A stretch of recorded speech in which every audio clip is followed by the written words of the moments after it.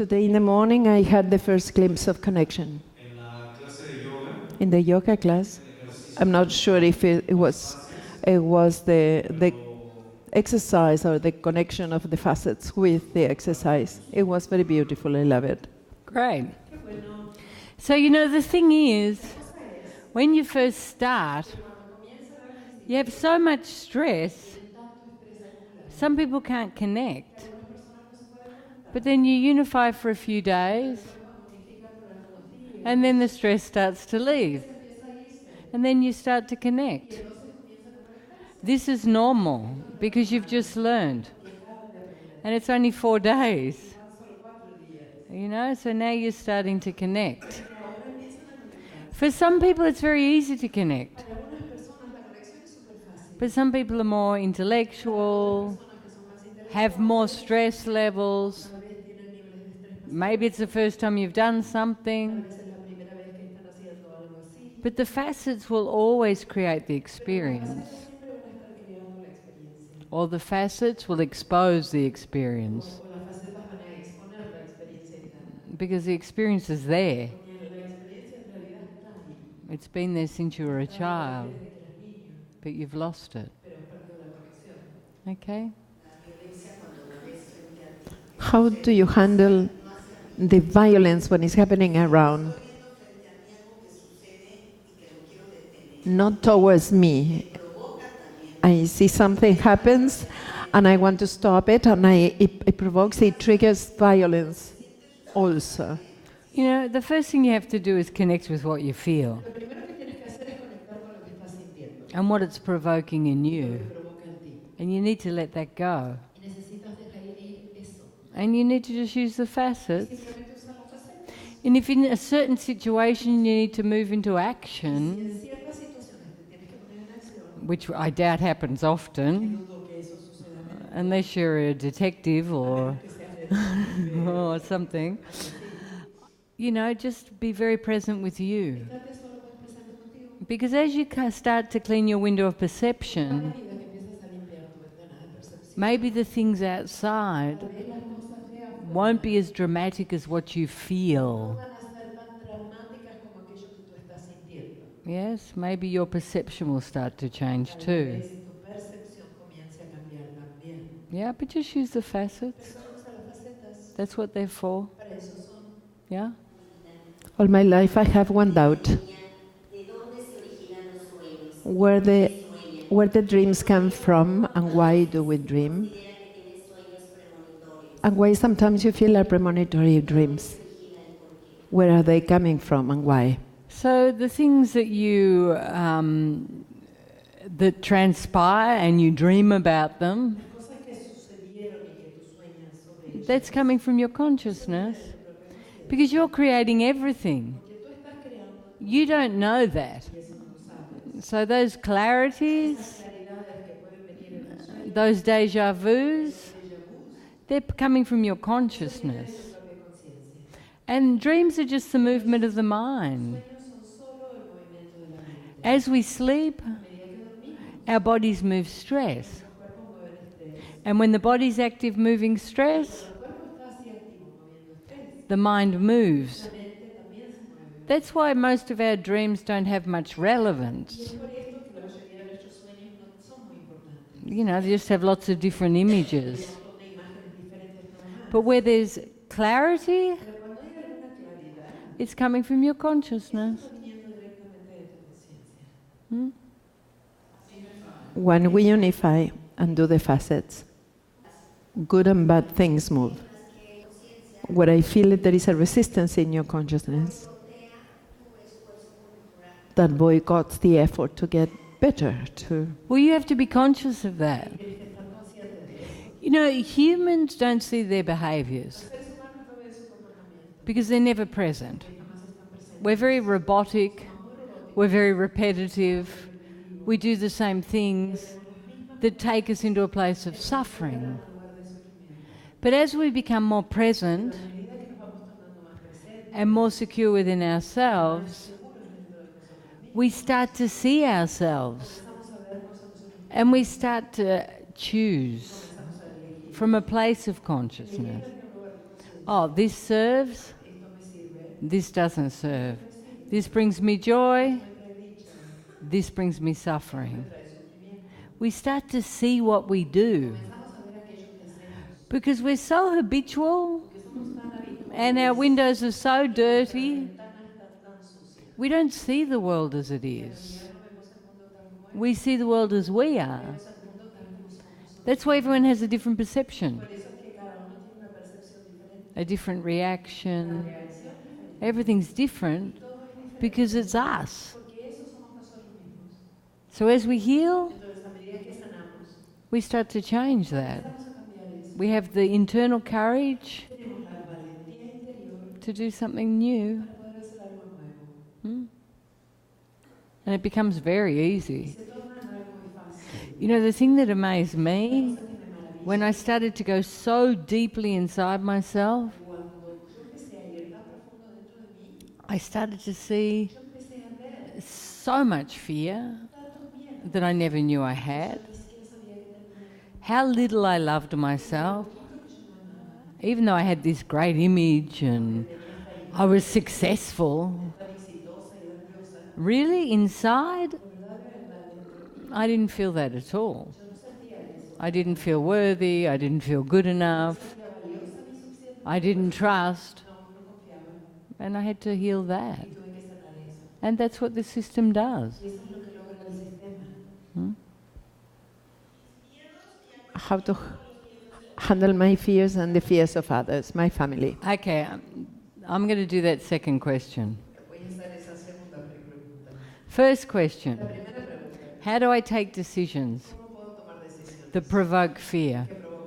If they're provoking fear, it's because you're not clear.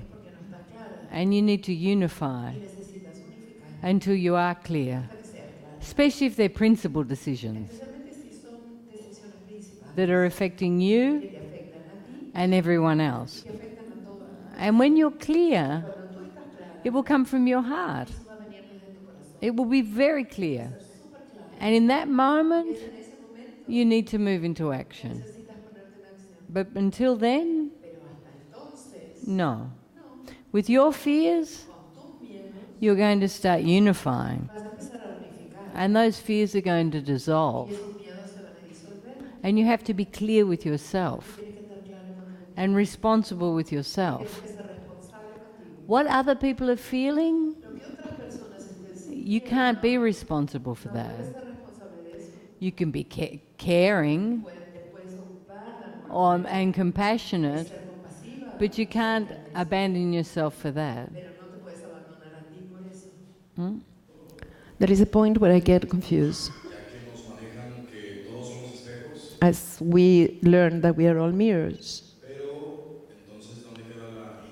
But what is the individuality of each person? Or being unique?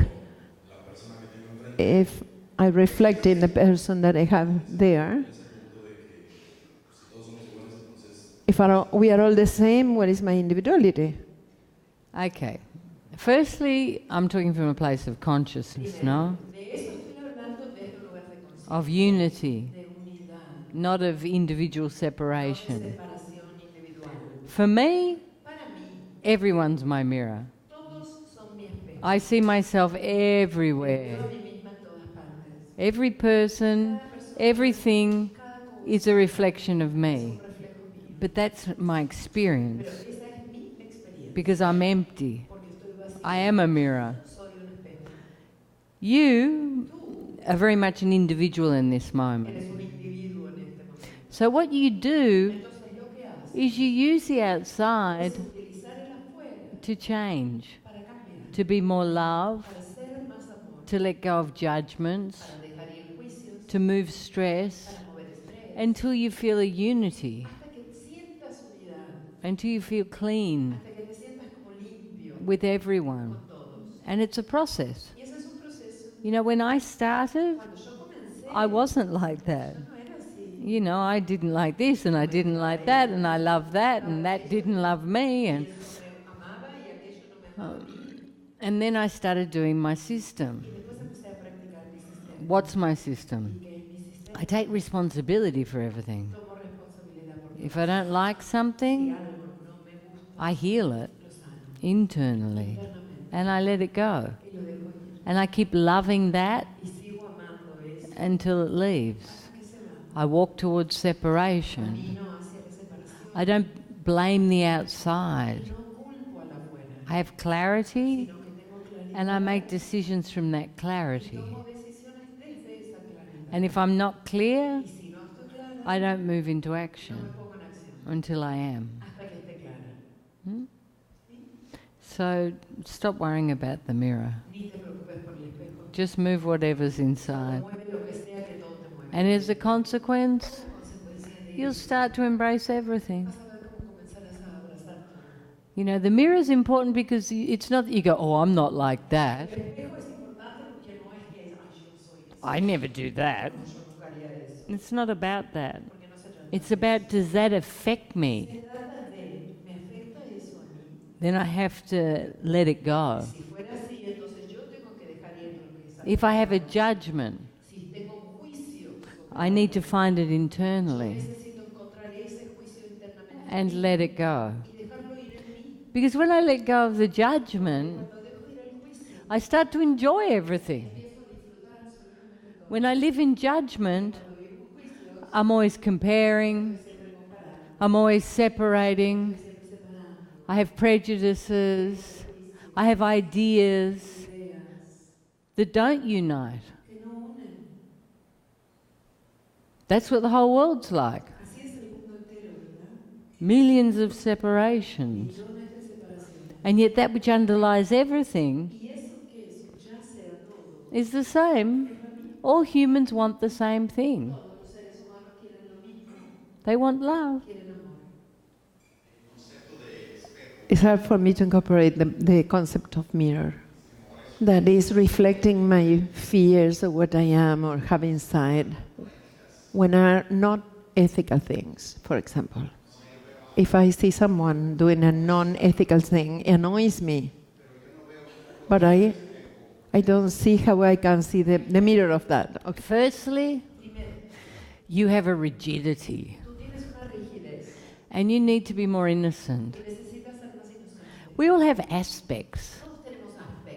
You know, some people are really corrupt. And they do things that are totally out of integrity.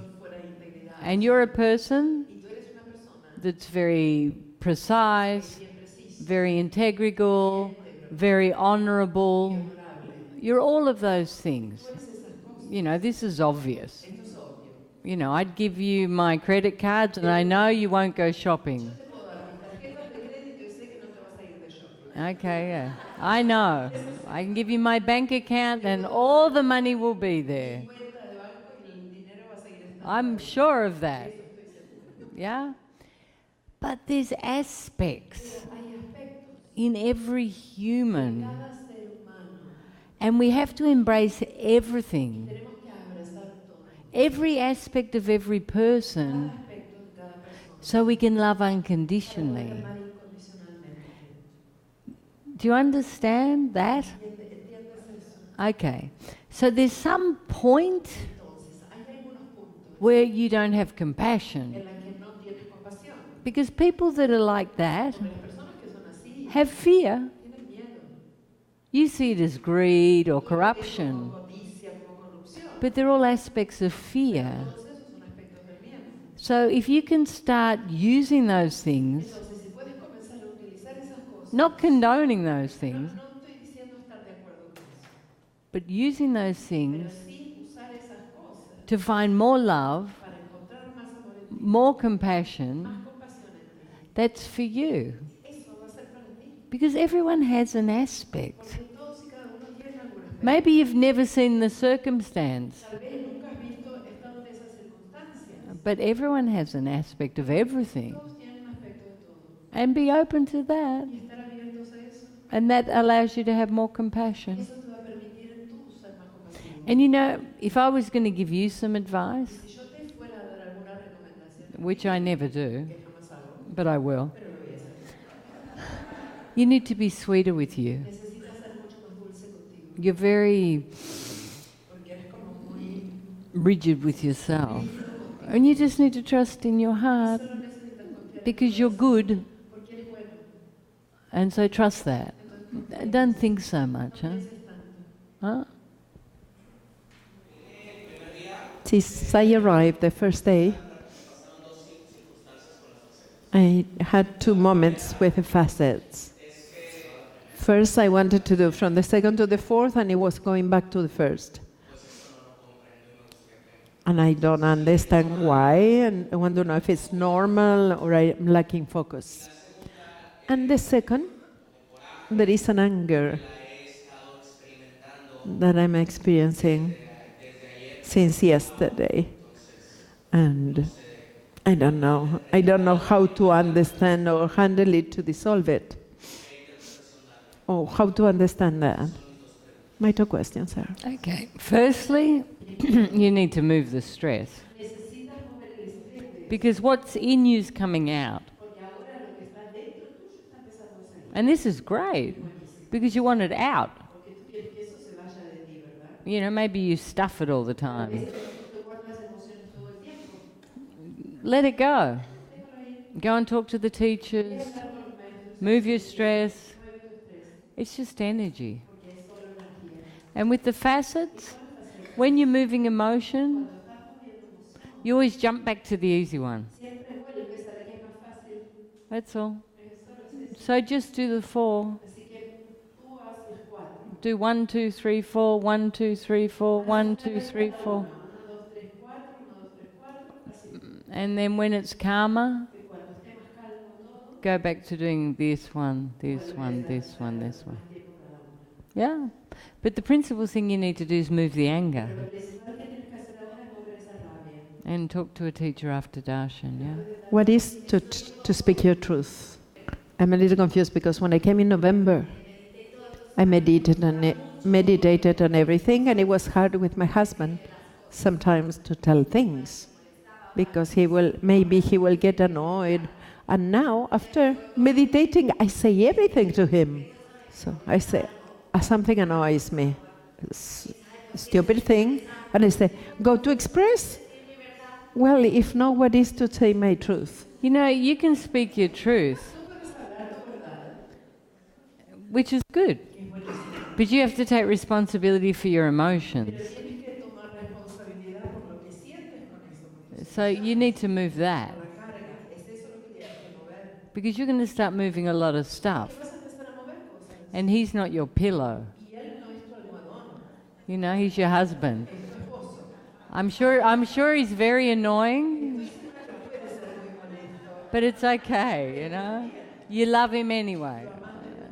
And he's pretty cute, no? Right? So you need to move.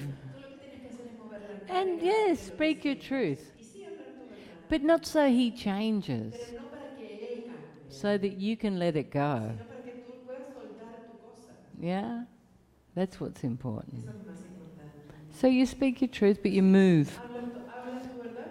And if he doesn't like what you say, he needs to move too.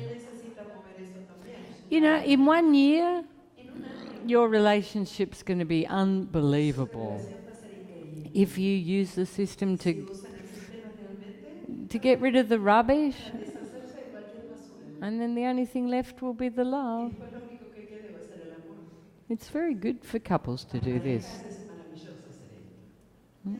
I would like an advice with how to deal with an analytic person.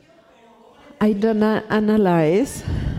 How can I tell the other person to flow more and analyze less? You know, you can't change anyone else. You just have to feel what it provokes in you. And you just be the actions of that. But don't try to convince someone. I'll stop analysing, da-da-da-da. Some people have to do that because it makes them feel safe. And you have the freedom to just flow. But at some point they'll have that freedom too. Yes, but don't try to change them. Who are you talking about? Your boyfriend? No? Oh, your husband. Yeah, well, you know, and men have a tendency to analyze things. It's okay. Yeah. I lived a lot of violence within my family. And as a child, I couldn't defend. How can I act if they are going to do something? If it's against me, I know how to impose respect. But it's happening to someone else in front of me. I feel stuck like in a panic attack. You just answered the question. When you were a child, you lived a lot of violence. So your perception is exaggerated, no? It affects you profoundly. Like if the violence was in front of me, it wouldn't have the same effect. So you need to heal that. I'm not saying it's not happening, but you have to heal it. Because you've got this memory and it puts you into panic. Yeah? And you have to see that. You know, if you go to a football match and two people start fighting, two people you don't know, you're going to enter in panic. Yeah, whereas I'd probably go, you know, so you see the difference? And you've got to see that. You need to heal it. Okay. In this retreat, my son and I were, and we had been doing an individual process where we had been healing some things in a relationship. But I perceive in him and me, as mirrors we are, a fear that I know with the facets we can work it. Together we are going to be traveling 10 hours in a bus, one next to the other, and we are going back to our family, 3 more people. The fact of going home, yesterday we were talking an expression that moves anxiety in us. Some other suggestion how we can incorporate to the rest of the family group? More integral within the family. You know, the thing is, you two start. And they'll see changes. And then they'll want to do it. And you can leave books around. But don't force people. Wait for them to ask. You know, don't try to convert people. This is not a religion, yeah? Okay, so you just practice. You change. And then they'll be interested. I was here 2 years ago, and it was a very nice experience. I incorporated a lot to my life, but somehow I went back to my older things. When I initiate a project, I go through as if it needs to be painful for me to integrate, and I arrive here almost in the limit.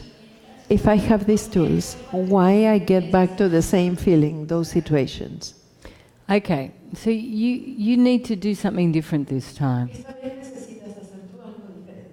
Yeah? What I'm understanding is you're getting into dramas again. Okay, but you're still unifying.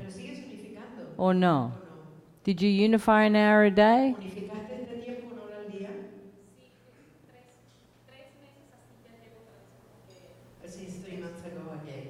Okay, but when all the dramas were happening, you weren't giving time to unify. So you have to continue with the practice. And look for support. You know, the thing is, when people stop unifying, they're not focused in their hearts. They don't have this peace. We start getting here, and the dramas become our whole existence. But when we start to unify, that starts to minimalize. And we start to find more internal security. Okay, so you have to use the facets. You have to unify. You have to move the stress that the outside provokes. And you'll be fine. Do it differently this time. You incorporated part last time. Now incorporate all the system. Because you know it works. That's why you came back. Yeah, and this is 2 years later. So trust in that. Yeah? You have to unify. You know, this is the thing. People feel better and they stop. And when they most need it, when they're in the peak of a stressful situation, that's when they stop using it. The opposite to what they need. Mm. In meetings or with the teachers or in expression room, I heard the phrase, I had a high level of violence within. What means? In what moment we create that? I want to understand. It's just exigencia. Nothing's good enough. We're very self-critical. And it's a place where we don't love ourselves. And most people have it. And usually the people that least need it, not that anyone needs it, it's more abundant. Like we're very violent. Nothing's good enough.